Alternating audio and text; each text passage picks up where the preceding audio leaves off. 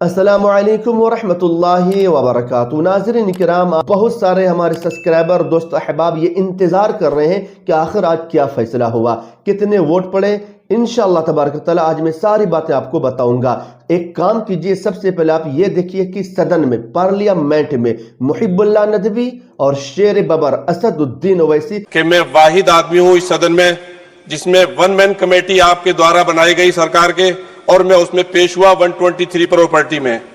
Justice Aryan ने जो report पेश की, आज तक वक्फ बोर्ड को नहीं बताया गया, चूंकि वो आपकी मंशा के खिलाफ थी और गवर्नमेंट की मंशा के मुताबिक नहीं थी।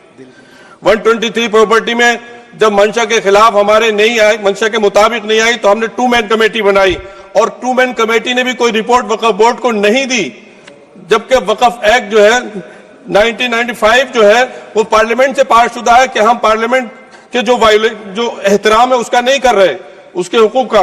इसी तरह से सर सूबाई हुकूमतों को इख्तियार दिया गया। सर हिंदू एंडोमेंट में जो कर्नाटका और तमिलनाडु में है वहां कोई मुस्लिम नहीं हो सकता, और 26 में आर्टिकल 26 का वायोलेशन है। 4 धाम में यह लिखा हुआ वाज़े तौर पर कि सिर्फ हिंदू होगा। बिहार उड़ीसा में भी यही लिखा हुआ है। पंजाब हरियाणा में गुरुद्वारा प्रबंधन कमेटी में सिर्फ सिख होगा ओनली, और ये उनका अधिकार है जिसको माना गया है। लेकिन मुस्लिम के साथ में यह अन्याय क्यों है? और सुन लीजिए सर मैं आपकी तवज्जो के चाहता हूं, दुनिया का सबसे पहला वक्फ खाने काबा मक्के में है। क्या हम उसके ऊपर भी सवाल उठाएंगे कि वहां पर भी हमारा कोई हिंदू भाई हो? हम अपने वकार को, अपनी इज्जत को, अपने मुल्क की, अपने शान को, अपने संविधान को खुद अपने पैरों तले रौंद रहे हैं। और वक्फ एक मुसलमानों का मजहबी अमल है, एक मजहबी फरीजा है। इससे उनको महरूम कॉन्स्टिट्यूशन के जरिए से भी कोई ताकत नहीं कर सकती। सर ये हम बहुत बड़ी गलती करने जा रहे हैं, जिसका खुमियाजा हमें अभी नहीं सदियों तक हम भुगतते रहेंगे, क्योंकि हम खुद अपने कॉन्स्टिट्यूशन को, संविधान को, उसकी पामाली कर रहे हैं। अगर हमें इस सिलसिले में, मैंने सर पूरा मैंने उसको मध्यम से पढ़ा है, और मैंने पूरी 40 तरामीम जो उसमें गलत है उसको लिखकर जो है वो मैं लेकर आया हूं। सर इसके जरिए से सरकारी अमले को बाज़ाब्ता तौर पर यह हक आखिर तो कलेक्टर को दिया जा रहा है, सर्वे कमिश्नर के इख्तियारात खत्म किए जा रहे हैं। आखिर सर्वे कमिश्नर भी तो गवर्नमेंट ऑफ इंडिया का होता है। सर ऐसे कैसे कर सकते हैं हम? और फिर सर उसमें मेरे मजहब के मुतालिक चीजें हैं, तो वो कैसे कोई दूसरा तय करेगा? क्या कुरान में क्या लिखा है, फिक़ा में क्या लिखा है, इस्लाम में क्या लिखा है, ये आप तय करेंगे या मैं तय करूंगा? सर इससे हम मजहब में दखल अंदाजी कर रहे हैं, इंटरफेरेंस ऑफ द रिलीजन कर रहे हैं। सर इस तरह के कवानीन से मुल्क की शाख को नुकसान पहुंचेगा।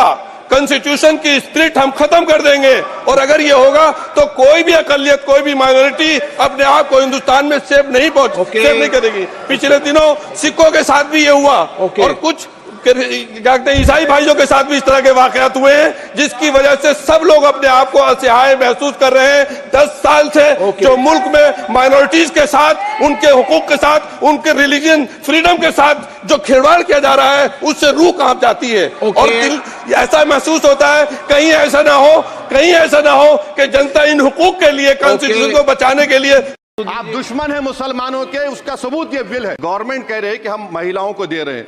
मुझे यकीन है कि आप बिल्किस बानो को और ज़किया जाफरी को मेंबर बनाएंगे, मुझे यकीन है।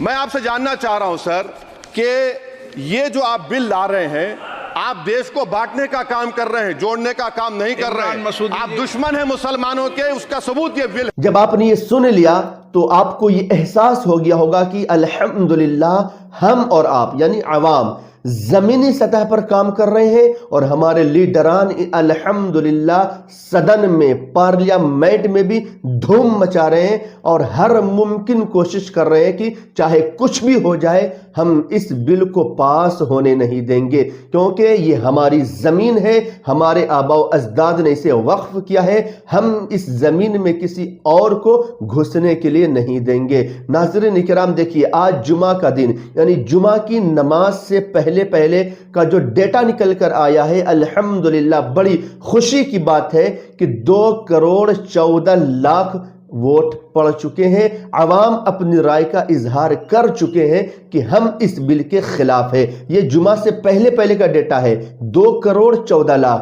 और जुमा के बाद अल्हम्दुलिल्लाह बहुत सारी मसाजिद में बैनर लगाए गए। मैं खुद लगाया हूं अल्हम्दुलिल्लाह, उस पर एक वीडियो में आपको लेकर आऊंगा बहुत जल्द कि किस तरह बैनर लगाए हैं और किस तरह लोगों की रहनुमाई किए हैं कि आप स्कैन करें। किसी को स्कैन करना नहीं आया तो मैं खुद आगे चलकर उससे बताया हूं, और बहुत सारे नौजवान को मैंने सेटिंग करके जगह जगह ठहरा दिया था ताकि किसी को स्कैन करना ना आए तो उसे स्कैन करके दे दें। तो नाज़रीन किराम, कहने का मसला यह है कि आज फैसला कुछ नहीं हुआ है। आप लोग ये सोच रहे थे आज क्या फैसला आने वाला है। देखिए, आज फैसला आने का दिन नहीं था, बल्कि आज आखिरी तारीख थी अवाम के लिए कि आप वोट डालें और ये ईमेल के जरिए ये बता दे गवर्नमेंट को कि हम इस बिल के खिलाफ हैं। मुस्लिम पर्सनल लॉ बोर्ड ने कहा था कि अगर मुसलमान 50 लाख वोट डाल दे कि हम इस बिल के खिलाफ हैं तो इंशाअल्लाह ताला ये बिल पास नहीं होगा। लेकिन अल्हम्दुलिल्लाह हमारी आवाम मुसलमान अब जाग चुके हैं। बड़ी खुशी की बात है कि 50 लाख नहीं बल्कि अब तक 2,14,00,000, ये जुमा से पहले का डेटा है, और जुमा के बाद का डेटा तो कुछ और ही होगा इंशाअल्लाह, वो कल की वीडियो में मैं आपको बताऊंगा। बहरहाल नाज़रीन किराम, अल्लाह की ज़ात पर भरोसा है कि अल्हम्दुलिल्लाह ये वक्फुल्लाह की ज़मीन है, अल्लाह की ज़मीन है, अल्लाह के लिए लोगों ने वक्फ किया है, इसमें किसी और की एंट्री नहीं होने देंगे इंशाअल्लाह। आप लोग कमेंट बॉक्स में इंशाअल्लाह ज़रूर लिखें, वीडियो को शेयर करना न भूलें। अस्सलामु अलैकुम व रहमतुल्लाहि व बरकातहू।